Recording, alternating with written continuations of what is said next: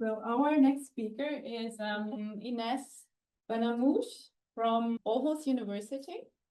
She just finished her PhD in the group of Björn Pedersen and is working on structural and functional characterization of plant hormone transporters. We are happy to have you here. Thank you. Thank you for the great introduction and also for having me here today. I'm Ines. I'm currently a postdoc in Björn's Pedersen lab at Aarhus University in Denmark. And this is our very latest updated list of team members. We're quite that many. We mainly work on small membrane transporters, so between 40 and 60 kilodaltons. Our main focus is on proton-driven transport of sugars and hormones in plants, as well as sterols in yeast. We use cryogenic electron microscopy, as well as X-ray crystallography to determine three-dimensional structures of our targets. And we characterize those using biophysical assays, extensively using the server. That's my presence here. And as well as biochemical assays using radioactivity compounds in two different systems, either yeast or Xenopus laevis oocytes. And I'm actually happy to bring some plant research to this year's user meeting. And I hope that by the end of my talk, I will convince you that plants are actually cool to study. So today's talk is about a very latest story about the structural and mechanistic insights into PIN8 and its inhibition by Morphactins, which is a new herbicides groups. So before diving into the science, because I know this is why you all here came today, so I want to take you on a quick virtual stop at a grocery store. So this one is one of my favorites back in Denmark, but I'm pretty sure that you're quite familiar with the layout. So there we can actually find that 0% of all vegetables are genetically modified, which is actually amazing. However, 100% of them are mutants. Not mutants in the science fiction way, but mutants product of selective breeding. So over centuries, crop farmers have intentionally selected for bigger, tastier, but also more colorful crops and make the type of plants that we all know nowadays. But it might sound surprising to you that we are all eating mutants, but you will quickly change your mind the moment you will see what their actual wild ancestors looks like. Yeah, sorry. And you're not going to look at the banana the same way. So let's have a look at some of these examples. So these green and yellow spheres are actually wild tomatoes, so nothing like the red and shiny ones we eat. The next ones are wild banana, again, nothing like the seedless and yellow ones. And the last ones, they were actually one of the trickiest for me to guess, and it's wild corn. Again, nothing like the well-shaped domesticated corn we all are familiar with. So whether you are a crop farmer or a regular consumer, there are certain traits that we all look for in plants. This can be good taste, smell, and texture, nutritional value, long shelf life, or disease resistance, easy harvesting, no toxins, or obviously productivity. But how did we actually get there? Well, it was not just nature, but we used science and tools like herbicides, synthetic fertilizers, higher density of planting, GMOs, grafting, hybrids, and modern farmings are actually tools that help us shape and improve in many ways plants that we are all familiar with today. Among these innovations, herbicides interact with plants' internal signals, and at the heart of these signals are plant hormones, which plays a key role in plant growth and development. So understanding hormones in plants is key to making more targeted and powerful improvements. And that's the actual focus of our work. So in addition to growth and development, a plant may seem still to you, but it's constantly sensing its environment. And the 9 classes of hormones help plants grow toward the sun, but also send their roots downwards. Therefore, plant hormones are also involved in gravitropism and phototropism. They also help plants cope with stress, whether it is an insect attack, freezing snow, or drought. Plant hormones trigger immune responses. Among these 9 classes, auxin is one of the very extensively class of hormones, but also because it was the first class to be identified. What are auxins? So auxins are compounds with an aromatic ring and a carboxylic acid group. They are synthesized via 2 different pathways, so tryptophan-dependent and independent. So their chemical form made us be grouped into inactive auxins and active auxin, grouped into what we call endogenous auxin and indole-free acetic acids, shortly referred to as IAA in the plant field, but also throughout this presentation, has a very simple chemical form. So this made researchers go further and synthesize what we call synthetic auxins, but also inhibitors grouped in the herbicides group that represent 20% of worldwide herbicide usage. So all these stories that I'm telling you about auxins started a while ago in the very famous book of Darwin, The Power of Movement, where he described this powerful phenomenon that makes plants bind toward the sun. But to exert their effects, plant hormones should efficiently travel across the plant tissues. That can be throughout the xylem or the phloem. However, in the case of auxins, it is well known that it travels throughout the phloem. However, its direction is tightly regulated throughout a process called a cell-to-cell that we are going to explore next. So in this figure, I'm showing how auxin is directionally being transported from cell to cell. And it relies on a proton gradient maintained by a membrane, by a plasma membrane, proton ATPases. And due to the acidic pH of the apoplacid and the more neutral pH of the cytosol, IAA with a pKa of 4.7 exists into 2 different forms. So we have the IAH, or the protonated version of IAA, where it can passively diffuse across a membrane. However, once trapped inside, the IAA minus, or the deprotonated version of IAA, cannot cross back freely. So this set the stage to dedicated transporters that are involved in both efflux or influx of IAA. However, auxins concentrations are tightly regulated, and plants are actually quite smart. So they store the excess of IAA inside the vacuole and retrieve it when needed. So this dynamic balance between transport, storage, and release help plants or allow them to fine-tune auxin distribution in both spatial and temporal space. So over the past 25 years, many auxin targets have been identified and characterized, and I'm gonna show you some of these key transporters. So in this nice figure, yet very crowded, we can see that there are so many auxin transporters. They all belong to different folds, so protein folds, very famous ATP binding cassettes, major facilitator, the BARTs, the drug metabolite transporters, but also the APC, each with their particular transport mechanism, but contributing equally to the physiological outcome. So today's talk is going to focus on the PIN-form transporters, and they belong to the BART superfamily, or topological fold here highlighted on the right, and are involved in the efflux of IAA from the plant cell.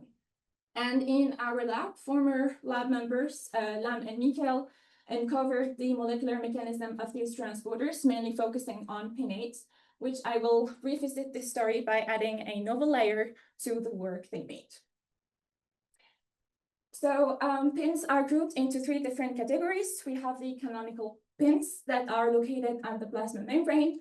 They feature these long loops that connect the 2 monomers and are activated by phosphorylation. The second category is the non-canonical pins that are present in the intracellular organelles. They have a short loop and they don't require any phosphorylation. And finally, the intermediate pin 6 that has indeed an intermediate loop length. So in these slides, I'm gonna summarize around 25 years of knowledge gathered on PIN proteins. And in the center here, we can see an expression patterns of PIN proteins across plant cells. And on the right, a zoom-in figure on the root tip, where PIN can accumulate auxin levels and coordinates and create this auxin gradient, making sure to maintain growth and development. On the top left panel, we can highlight a loss of function phenotypes of the PIN transporters. Defects in one of these transporters induce a disruption or a or phenotyping in both leaves, stem, and flowers, and generate this very pin-shaped like plant phenotype. Over the years, many structures have been determined. So we have the PIN1, PIN3, and PIN8 in many states, inward open, outward open state, which give us a very nice overview of the overall transport cycle. So here I'm showing the very first cryo-EM structure of PIN8 apo in an outward facing conformation, where the two monomers are color-coded. In panel B, we can see that it features a transporter domain here colored in green and a scaffold domain in purple, and it has this very interesting crossover, intracellular crossover requires for the substrate translocation. In panel C, the overall architecture or the topology of PIN8 features 10 transmembrane helices with the two inverted repeats, and this knowledge actually gave us a very nice framework to the story I'm going to tell today. So we recently published a novel story on the PIN transporters with a particular target on phenoxyacetic acid herbicides and a particular compound called 2,4-D, which is highly used in agriculture. And when we had this compound in both our oocyte assays, but also in our protoliposome SSM assay setup, we've noticed that this compound is being transported efficiently by PIN transporters. So this opened up a question about whether or not do all synthetic auxins are being transported or are substrate for export transporters. So to do that, we went and saw the structure of PIN8 in bound to this compound called 2,4-D. And we were able to locate this compound in an inward open vestibule of one of the monomers, while the other one was empty, which is one of the hallmark of a transport cycle, which was not surprising considering the results I showed in the previous slide. But things got more exciting when we solved another structure with another phenoxyacetic acid herbicides, this time called 4-CPA. And we were able to capture another states where the compounds were in the outward binding partly released monomer, while the other one was completely gone. So to whether know if this compound is being transported or not, we used, again, protoliposome SSM setup, and we compared its EC50 and DD to that of IA and 2,4-D, and these were weaker. However, we also looked at the LPR dependent width peak and compared those to that of IA and 2,4-D, and we were also able to see that this LPR changing was stable compared to our known inhibitor, which is NPA here. So this opened up or led us to ask a broader question. Are they like subtle structural changes that makes one synthetic auxin being transported differently or the same than the other? So to do that, we mapped out a couple of phenoxyacetic acid herbicides that are also famous in the agriculture field, and we were able to notice a pattern of a chlorination dependent pattern. So we were able to see that the presence of more than one chlorination, like for instance here for 2,4,5-T, has a higher affinity compared to the dual chlorination, or like for instance for 4-CPA with a monochlorination. But chlorine content was not enough. We were also able to notice that positioning of the chlorine atom here, for instance in position 2 and 4, significantly boost the affinity of 2,4-D compared to the others. So our story does not end here. So we went back to the classification chart of herbicides, and we wanted to use this gained knowledge on phenoxyacetic acid herbicides and try to use that knowledge on an unknown category, which is grayed here, called the chlorfuranol. Of course, we were attracted by the chlorine atom present as well. So we went to the literature and we found an annual review from the 1970s that described this group as the Morphactins. And they are described as being plant growth regulators and also generate this morphogenic active phenotype similar to what the pin shape have. So we went further and we saw that it is derivative of fluorine, and there are 3 different compounds.